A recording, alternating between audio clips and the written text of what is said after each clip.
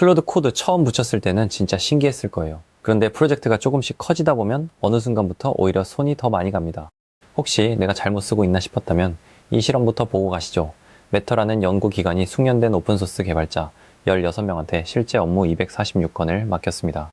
AI를 쓴 쪽이 19%더 느렸어요. 그런데 정작 본인들은 20% 빨라졌다고 답했습니다. 여기서 놓치면 안 되는 게 조건이에요. 입문자가 아니라 숙련자였고 처음 보는 코드가 아니라 몇 년씩 직접 만져온 저장소였습니다. 그러니까 잘 아는 코드일수록 프로젝트가 클수록 오히려 손해가 났다는 겁니다. 왜 하필 거기서 무너지는지, 그리고 무엇을 바꿔야 하는지 차근차근 보겠습니다. 처음엔 다들 잘 됩니다. 빈 폴더에서 로그인 기능 만들어 달라고 한 줄만 던져도 파일 구조까지 알아서 잡아주니까요. 그런데 이건 프롬프트를 잘 써서 된 게 아닙니다. 그때는 코드 전체가 한눈에 들어오고 아직 어길 규칙도 없고 정답의 폭도 아주 넓었을 뿐이에요. 문제는 여기서부터입니다. 파일이 수백 개가 되고 아키텍처가 자리를 잡고 테스트와 외부 연동이 서로 얽히기 시작하면 증상이 나타납니다.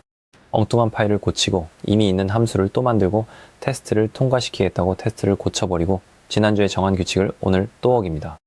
증상은 여러 개인데 원인은 두 개예요. 하나는 지금 이 코드 베이스를 제대로 모른다는 것이고 다른 하나는 지난번에 정한 걸 기억하지 못한다는 겁니다. 먼저 모르는 쪽부터 볼게요. 크로마라는 팀이 최신 모델 18개를 놓고 입력이 길어질 때 정확도가 어떻게 변하는지 측정했습니다. 결과는 완만한 하락이 아니었어요. 어느 지점에서 절벽처럼 떨어집니다. 컨텍스트가 길수록 오히려 못 찾는다는 뜻이죠. 엔트로픽은 이걸 어텐션 예산이라는 말로 설명합니다. 넣은 정보가 많아질수록 서로 따져야 할 관계가 제곱으로 늘어나서 한 곳에 쏟을 힘이 얇아진다는 거예요. 두 번째 원인은 더 단순합니다. 세션이 끝나면 다 잊어버려요. 엔트로픽 문서에는 교대 때마다 앞 근무를 전혀 모르는 사람이 새로 출근하는 상황에 빗대는 표현이 나옵니다. 그래서 다들 같은 선택을 합니다. 프롬프트를 길게 씁니다. 규칙을 한 줄씩 덧붙이다 보면 어느새 300줄이 넘어가 있죠. 그런데 이게 첫 번째 원인을 더 키웁니다. 지키라고 넣은 문장이 예산을 갉아먹어서 다른 문장을 못 보게 만들어요. 엔트로픽이 제시하는 기준은 이겁니다. 원하는 결과가 나올 확률을 가장 높이는 가장 작은 정보 묶음, 많이가 아니라 정확히 고르는 겁니다. 그래서 핵심은 여기입니다. 프롬프트가 부족했던 게 아니라 AI가 일할 환경 자체가 설계되어 있지 않았던 겁니다. 요즘 논의는 5단계로 정리됩니다. 프롬프트, 컨텍스트, 하네스, 루프, 그래프, 유행어를 늘어놓은 게 아니라 앞 단계가 막힌 자리에서 다음 단계가 나온 겁니다. 프롬프트는 무엇을 할지 알려줍니다. 한계는 분명해요. 창을 닫으면 사라지니까 매번 처음부터 다시 설명해야 합니다. 컨텍스트는 무엇을 알아야 하는지를 설계합니다. 다 밀어넣는 게 아니라 파일 위치만 알려두고 필요한 순간에 그 파일만 열어보게 만드는 쪽이에요. 하네스는 어떤 환경과 도구 안에서 일할지를 정합니다. 진행 상황을 적어두는 파일, 해야 할 일 목록, 언제든 되돌릴 수 있는 커밋, 그리고 넘지 말아야 할 경계선까지요. 엔트로픽이 공개한 하네스 문서에는 이런 문장이 박혀 있습니다. 테스트를 지우거나 고쳐서 통과시키는 건 허용하지 않는다. 부탁이 아니라 규칙으로 심어둔 거죠. 루프는 한 번 답하고 끝내지 않는 구조입니다. 모으고 실행하고 검증하고 다시 도는 거예요. 여기서 진짜 중요한 건 검증을 누가 하느냐입니다.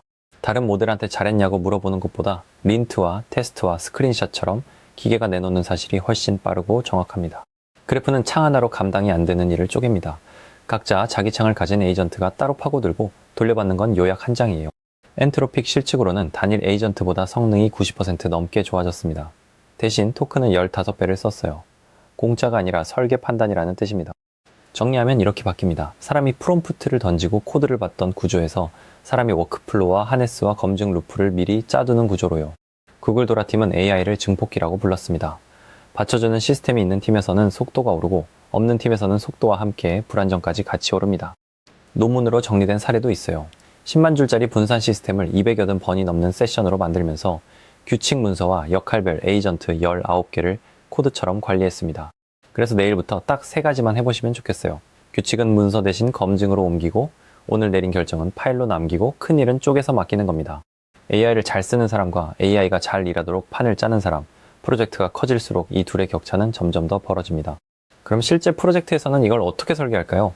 5단계를 순서대로 짚어가면서 직접 만들어보는 과정을 인프런 강의로 정리해뒀습니다. 링크는 설명란에 남겨둘게요. 오늘은 왜 이 구조가 필요한지까지 다뤘고 어떻게 만드는지는 강의에서 이어집니다. 앞으로도 더 새롭고 다양한 테크 이야기로 찾아뵐 테니까 구독과 좋아요 부탁드립니다.